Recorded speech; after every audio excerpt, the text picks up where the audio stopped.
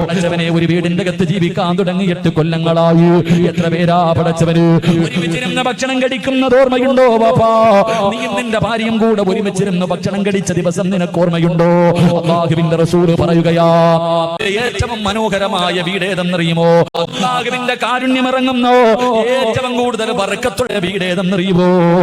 ഏത് വീട്ടിലാണോ ഭാര്യയും ഭർത്താവും ഒരുമിച്ചിരുന്ന് ഭക്ഷണം കഴിക്കുന്നത്, ഭർത്താവും ഭാര്യയും ഒരു പാത്രത്തിന്റെ അകത്ത് ഒരുമിച്ചിരുന്ന് ഭക്ഷണം കഴിക്കുന്നുണ്ടോ, ആ വീട്ടിലാണ് അല്ലാഹുവിന്റെ ബർക്കത്ത് ഇറങ്ങുന്നതെന്ന് ആദരവായ പ്രവാചകൻ നബി മുഹമ്മദ് മുസ്തഫ സല്ലല്ലാഹു അലൈഹി വസല്ലമ തങ്ങൾ പറയുകയാ, ആ വീട്ടിലാണ് അല്ലാഹുവിന്റെ കാരുണ്യം ഇറങ്ങുന്നത്, ആ വീട്ടിലാണ് ബർക്കത്തുള്ളത്.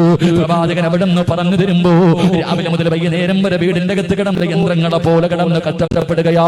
അവസാന വൈകുന്നേര സമയമായി, മഗ്‌രിബ് കഴിഞ്ഞ് ഇശാഇന്റെ സമയമായി. വീട്ടുകാർ മുഴുവനും ഭക്ഷണം കഴിക്കാനിരിക്കുകയാണ്.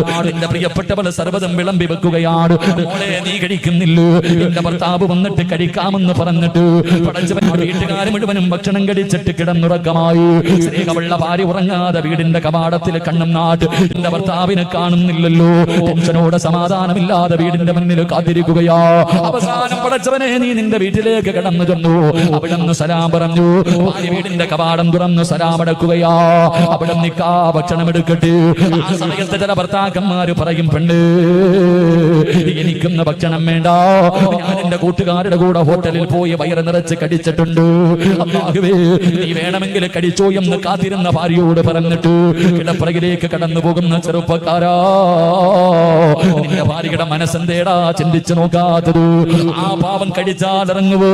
എന്റെ ഭാര്യക്ക് കഴിക്കാൻ, എന്റെ ഭാര്യക്ക് ഭക്ഷണം കഴിക്കാൻ തോന്നുവോ? സ്നേഹമുള്ളവരെല്ലാം മടക്കി വെച്ചിട്ട് പട്ടിണി വന്നിട്ട് നിന്റെ ചാരത്ത് കിടക്കുകയാ.